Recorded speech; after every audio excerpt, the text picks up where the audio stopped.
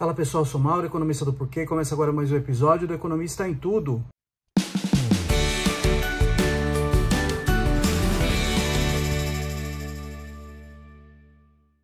Hoje a gente vai falar de Argentina. Você deve ter reparado no noticiário, todo mundo falando de crise na Argentina, mais uma, né? Então a Argentina, mais um país latino-americano, o Brasil também, vai de crise em crise, mas a situação da Argentina é dramática, tá? Ela já vem ruim há um tempo. Eu vou explicar aqui o que tem a ver com a inflação argentina, que é muito alta. O que aconteceu agora recentemente para aprofundar a crise, que foi uma coisa do lado da política. Então isso não é segredo para ninguém. A Argentina tem uma das inflações mais altas do mundo, tá? Ela roda na casa dos 40% a 50% há alguns anos já. Tudo isso? 40% a 50% ao ano. Compara com o Brasil. O Brasil está com uma inflação alta agora, na casa dos 11%, 12%, mas é muito mais baixo que 40%.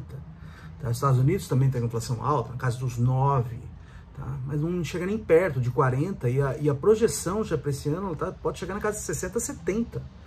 Então é uma situação muito complicada do lado da inflação, tá? E o que explica essa inflação alta é algo bem simples, na verdade, tá? É a incapacidade do governo de deixar suas contas arrumadas. Então, é um governo que tem um déficit, ele gasta mais do que arrecada, e esse déficit ele é coberto com emissão de dinheiro por parte do Banco Central, tá? Emissão de pesos. Só que isso aí gera inflação, né? Mais pesos faz com que eu tenha mais dinheiro na mão das pessoas, mas essa quantidade a mais de dinheiro não aumenta a quantidade de bens disponíveis na economia. Então o que acontece? Eu tenho um aumento na demanda por bens sem ter um aumento correspondente na oferta, e os preços sobem, tá? E na Argentina a coisa está totalmente fora de controle. E o que está por trás desse aumento na quantidade de dinheiro é o governo sem capacidade de se financiar, de financiar o seu déficit, tá? Mas você pode falar assim, bom, outros países têm déficit também, Estados Unidos tem déficit, vários países da zona do euro, da Europa tem déficit, o próprio Brasil tem um déficit há alguns anos já. O Brasil, por exemplo, tem uma inflação alta, mas não chega nem perto disso, 40%, 50%, até 70% que está se falando, tá? O que é diferente aqui? Como é que esses outros países que têm uma inflação mais baixa que da Argentina, o que traz a Argentina a ser diferente desses países? Tá? Nesses países, eles emitem dívida. Tá? Então, tem um déficit, o país vai lá e emite dívida. Tá? Toma emprestado junto ao mercado para cobrir esse déficit. Então, por exemplo, no caso do Brasil e na maioria dos países do mundo, emite-se títulos. Tá? Isso vende-se esses títulos e recolhe esse dinheiro com esses títulos, vai lá no Tesouro Direto, por exemplo, é um jeito de você quiser comprar um título do governo, você vai lá e emprestar dinheiro para o governo, e o governo repaga para você em algum ponto no tempo lá determinado no título. Então, se é um título, por exemplo, de um ano, daqui a um ano o governo paga para você de volta aquele dinheiro com juro. Então é assim que a maioria dos países financia seu déficit. No caso da Argentina, a Argentina vem de sucessivos calotes. Tá? A gente não tem nenhuma credibilidade, então não tem quem queira emprestar para a Argentina. Não tem essa opção disponível. Então o jeito que a Argentina financia seu déficit é com emissão de dinheiro. E essa emissão de dinheiro bota fogo na inflação. Tá? E é uma coisa que é uma coisa resultado da outra. Então o jeito de equacionar esse problema é você sinalizar para o futuro que você vai conseguir ajustar as suas contas. Tá?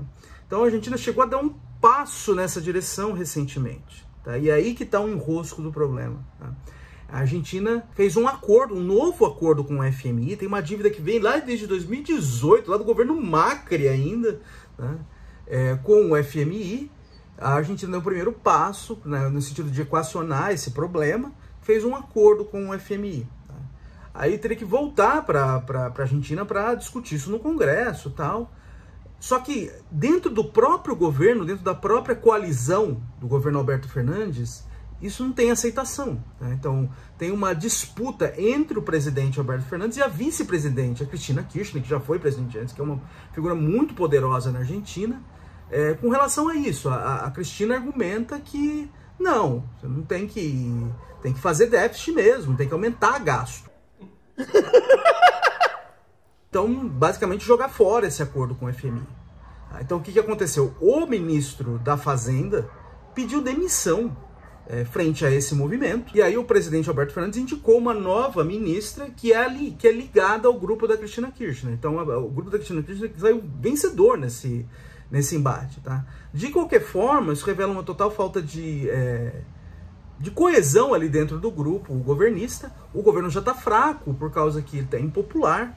Ele perdeu as eleições do Congresso, tá? Então perdeu o controle do Congresso nas últimas eleições legislativas. Tá? Então isso aí revela uma incapacidade do governo em tocar algum tipo de ajuste nesse sentido. E a coisa deve continuar na mesma ou até piorar, né, com relação à inflação, com relação aos problemas na Argentina.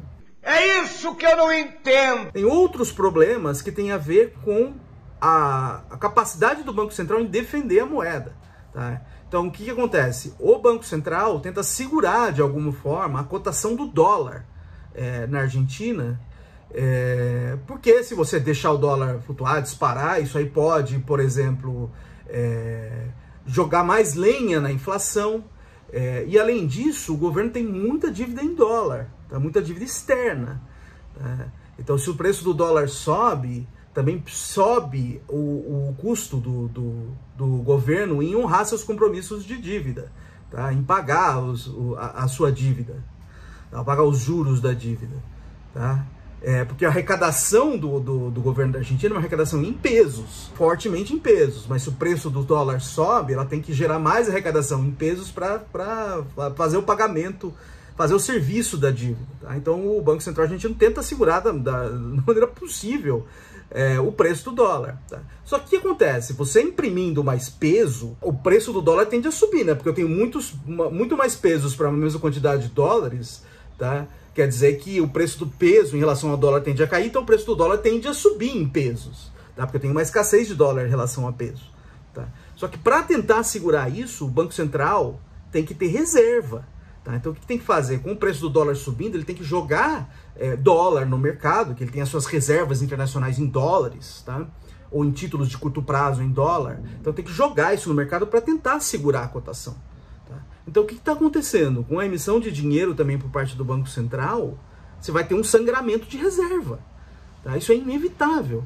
E reserva tem limite. Uma hora isso acaba. Tá? Então a tendência que está acontecendo agora é essa. A quantidade de reserva que o Banco Central tem é mínima agora. Então a capacidade dele de segurar a cotação da moeda também é muito baixa nesse momento. Então a situação é dramática. Outra coisa que o Banco Central tenta fazer também para segurar ali a cotação do dólar não é só jogar reserva, mas também fazer controles de capitais. Então aumentar as restrições que você coloca sobre as pessoas, sobre as empresas, de mexer com moeda externa. Então o que acontece com isso? Isso aí vai gerar agora dois câmbios na Argentina. Vai ter o câmbio oficial e o câmbio paralelo. Tá? E essa diferença entre os dois tende a aumentar em momentos de crise como esse. E aumentou muito. E com as reservas esgotando do jeito que estão no lado do governo argentino, a relevância do câmbio oficial fica cada vez menor, porque você não consegue arrumar mais dinheiro ali. Você vai buscar dólar no mercado paralelo agora. Então é o que você vê isso, é um aumento do preço do dólar no mercado paralelo. Aliás, é uma coisa interessante, né? Tem relatos agora de brasileiros, você tem uma reportagem dessa semana no Estadão falando que os brasileiros estão se sentindo ricos agora na Argentina, né? Brasileiros que estão indo lá fazer turismo. Por quê? Porque com o preço do peso despencando, R$1 consegue comprar mais coisas lá agora, né? Então é isso, um dos poucos lugares do mundo em que o real está ganhando força. Porque a situação também no Brasil não é fácil também, né, do lado da política fiscal, né, do lado das contas públicas, como a gente tem visto nas últimas semanas. Tá? Mas a situação na Argentina é ainda pior. O que a Argentina tem que fazer para estabilizar a inflação? Não vai ter outra saída a não ser fazer um ajuste fiscal muito duro, para sinalizar de fato que tem algum compromisso com ajuste nas contas públicas no futuro. E aí conseguir também atrair dinheiro de credores para tentar fazer com que esse ajuste seja um pouco mais suave. Tá? Mas toda a tendência essa é agora. Se quiser controlar a inflação, vai ter que fazer uma coisa dura nesse sentido. Uma coisa para a gente observar, acho que não tem a menor condição de fazer, acho que o que o passado informa para nós é que não tem, e a tendência é continuar com a inflação alta e ela até subir ainda mais. É uma volta aos anos 80 aqui na Argentina.